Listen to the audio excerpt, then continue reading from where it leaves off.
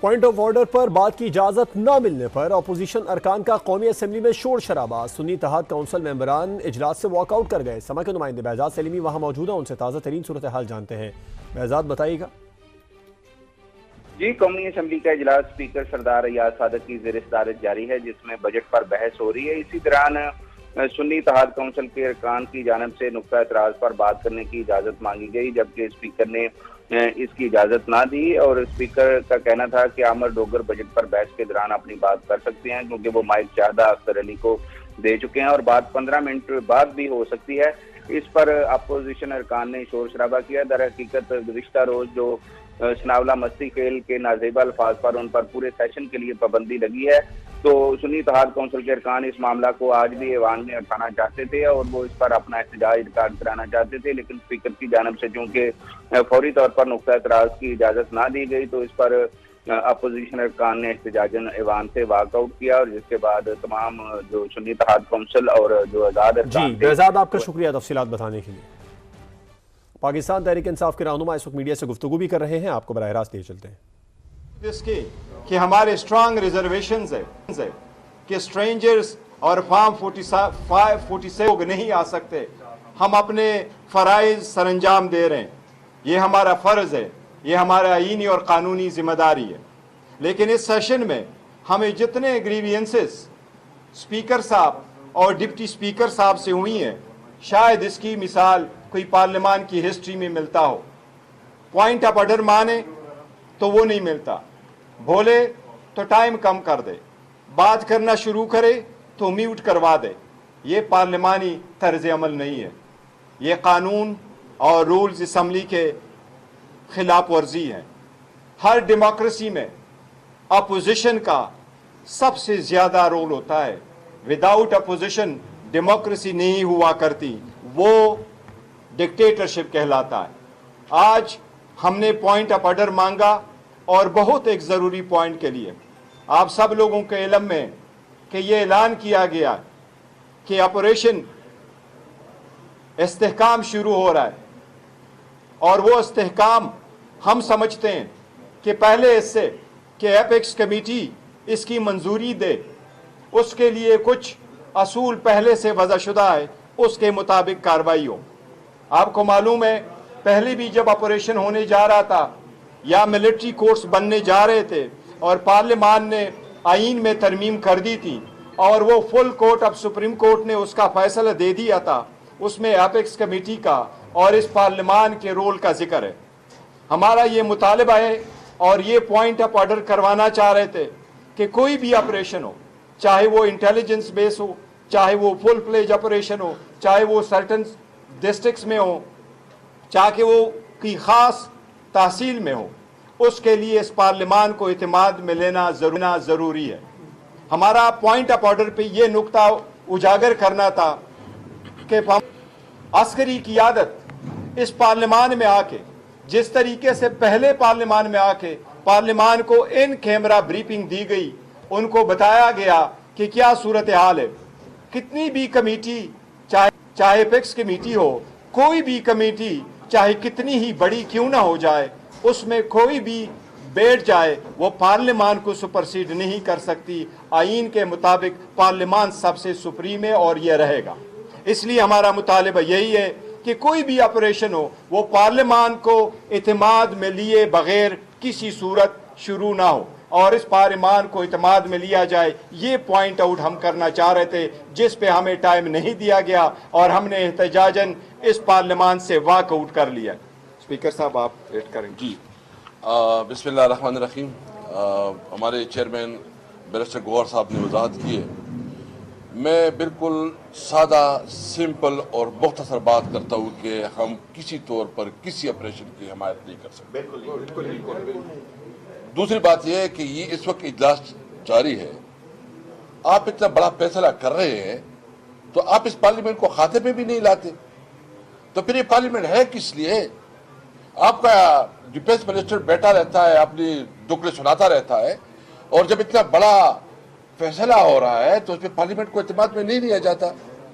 میں نے کل مولانا فضل الرحمان صاحب سے بھی بات کی ہے اور آج اس کی سٹیٹمنٹ آئی ہے، اور ابھی میں نے ہاؤس کے اندر خورشید شاہ صاحب سے اور مسلم لیگ نون کی جو رانا تنویر ہے اسے بھی بات کی ہے کہ بھائی ہم تو یہ اتنا بڑا فیصلہ ہو رہا ہے، ہمیں پتہ نہیں کہ کیا ہو رہا ہے، کیا ہمارا ایک صوبے میں حکومت ہے، ٹھیک ہے ہمارا چیف منسٹر ادھر بیٹھا تھا، میرے کل چیف منسٹر سے یہ بات بھی کی، لیکن ہماری اتنی چیز جو ہمارے متعلقہ ایم این ایز ہیں، جو ہمارے یہاں پوری ایک بہت بڑی اپوزیشن پارٹی ہے، اپوزیشن لیڈر ہیں، ان کے ساتھ کوئی مشاورت نہیں ہوتی، کوئی پتہ نہیں ہے کہ یہ کیا کر رہے ہیں۔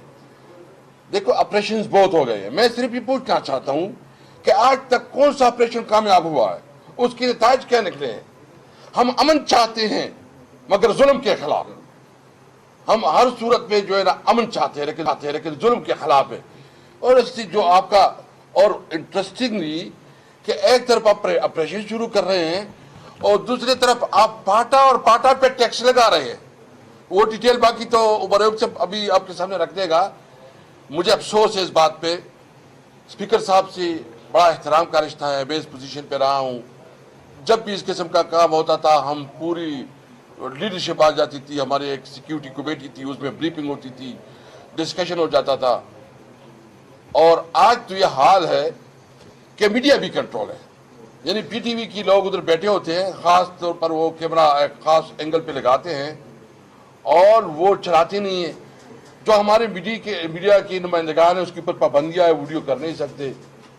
تو اس سے میں یہ ایک مارشلائز ذہنیت ہے، یہ ایک مارشلائز ذہنیت ہے، وہ مذمت کرتے ہیں، اسمبلی تو ہوتی ہے ڈیبیٹ کے لیے، ڈسکشن کے لیے، لوگوں کا نقطہ نظر سامنے رکھنے کے لیے ہوتی ہے۔ تو میں مذمت کرتا ہوں، مطالبہ کرتا ہوں سادہ اور سمپل کہ اگر کوئی ڈیسیجن ہوا ہے تو پارلیمنٹ کو میں لے آیا جائے اور پارلیمنٹ کو اعتماد میں لیا جائے۔ بہت شکریہ جی۔ بسم اللہ الرحمن الرحیم۔ خواتین و حضرات، میرے بائیں طرف میرے پارٹی کے چیئرمین جناب بیرسٹر گوہر علی خان صاحب، میرے دائیں طرف سابق اسپیکر ہمارے اسد کیسر صاحب، اور میں ان کو ابھی بھی اسپیکر صاحب ہی کہتا ہوں، ہمارا احترام کا رشتہ ہے۔ خواتین و حضرات، آج بحیثیت لیڈر آف دی اپوزیشن میں اٹھا اپنی سیٹ پہ اور بات کرنا چاہیے۔ میرے محترم بھائی اسد کیسر صاحب اسپیکر صاحب اٹھے، بیرسٹر گوہر صاحب اٹھے، اسپیکر ایاز صادق صاحب نے ہمیں ٹائم نہیں دیا۔ میرا بڑا احترام کا رشتہ ہم ساروں کا ہے اسپیکر ایاز صادق صاحب سے، آج کا نہیں بڑے سالوں کا، پر اس وقت ہمارا گلہ یہ ہے، اور یہ بات ان کے منہ پہ بھی میں اس دن کہہ رہا تھا، کہ ان کا رویہ اپوزیشن کے ساتھ ٹھیک نہیں ہے۔ وہ کس پریشر کے تحت کام کر رہے ہیں وہ ہمیں معلوم نہیں ہے، پر انہیں ہاؤس میں اپوزیشن کو ڈیو شیئر اور ڈیو ریگارڈ دینا پڑے گا۔ وہ نہیں ہو رہا۔ ہم لوگ اپنی عوام کی نمائندگی یہاں پہ کر رہے ہیں، اور بہت بڑی نمائندگی ہے، اور در حقیقت 180 سیٹیں فارم 45 کے تحت پاکستان تحریک انصاف کی بنتی ہیں۔ یہاں پہ جس پوائنٹ کو میں ریپیٹ نہیں کروں گا، میرے فاضل دوستوں نے، بیرسٹر گوہر صاحب نے اور اسد کیسر صاحب نے بات کر دی ہے۔ میں جس چیز پہ آپ کی توجہ دینا چاہ رہا تھا وہ دو چیزیں تھیں۔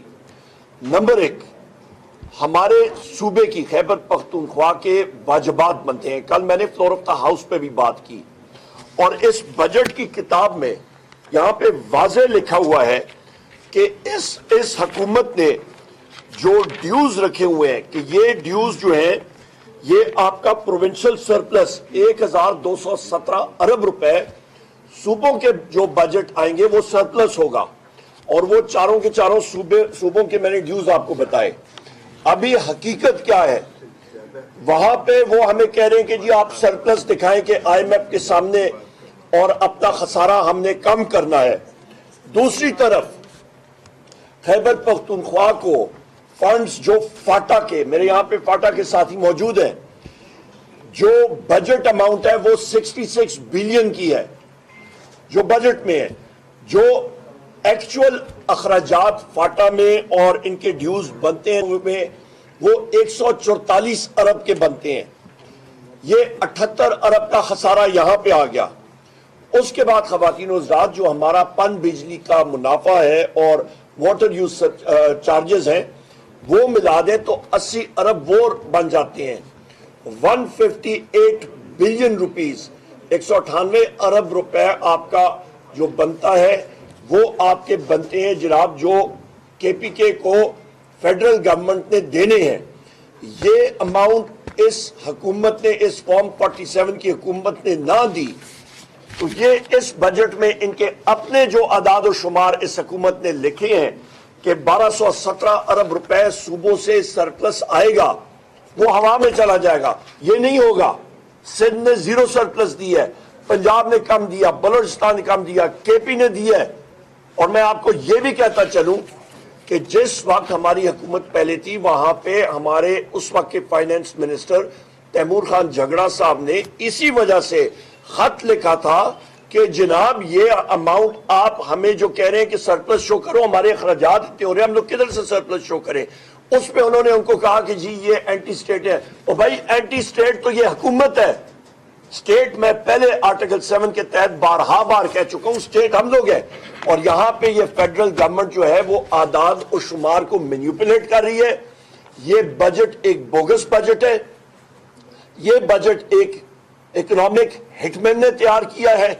یہ بجٹ اقتصادی دہشت گردی کا بجٹ ہے. اور یہ بجٹ پاکستان کے عوام کو غلامی میں اس نے دھکیل دیا ہے. اس کو ہم لوگ ریجیکٹ کرتے ہیں. یہی بات ہے کہ بار آپ دیکھ لیں حکومتی ٹریجری بینچز اور ان کے اتحادی اس بجٹ کو نہیں انڈورس کر رہے ہیں. ماضی کی بات کرتے ہیں پر اس بجٹ پہ ان کے اپنے لوگ.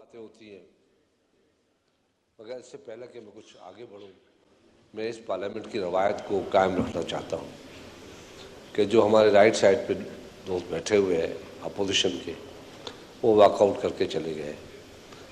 تو میری گزارش ہے کہ اس پارلیمنٹ کی اپنی روایت قائم ہونی, باقیوں کی مرضی ہے کہ وہ قائم رکھنا چاہتے ہیں یا نہیں رکھنا چاہتے, یہ ان کی مرضی ہے.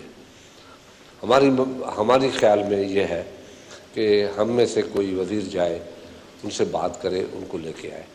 یہ روایت ہے اس پارلیمنٹ کی. وہ آتے ہیں نہیں آتے ہیں, مگر ہم اپنی روایتوں کو, اس پارلیمنٹ کو مضبوط اور مستحکم بنائیں روایتوں سے. تو یہ میری گزارش ہے. مسٹر اسپیکر, جو چیز بھی درخت اگلتا ہے ہم لگاتے ہیں تو اس کا مسئلہ جڑ سے ہوتا ہے کہ جڑ لگی نہیں لگی. جڑ لگی تو ہرا بھرا بھی ہوگا اور پھل بھی دے گا. اگر جڑ نہیں لگی, جڑ میں کوئی مشکلات ہے تو نہ ہرا بھرا ہوگا نہ درخت بنے گا. تو اس ملک کی جو آج کل جڑ ہے وہ ہے پاپولیشن, جس پہ میں دیکھ رہا ہوں کہ ہمارے کوئی دوست بول بھی نہیں رہے. وہ دوسری بہت سی چیزیں ہیں کیونکہ ایشو بہت ہے, اس لیے شاید کسی کی توجہ نہیں گئی ہو. قومی اسمبلی کا اجلاس جاری ہے. خورشید شاہ اظہار خیال کر رہے ہیں.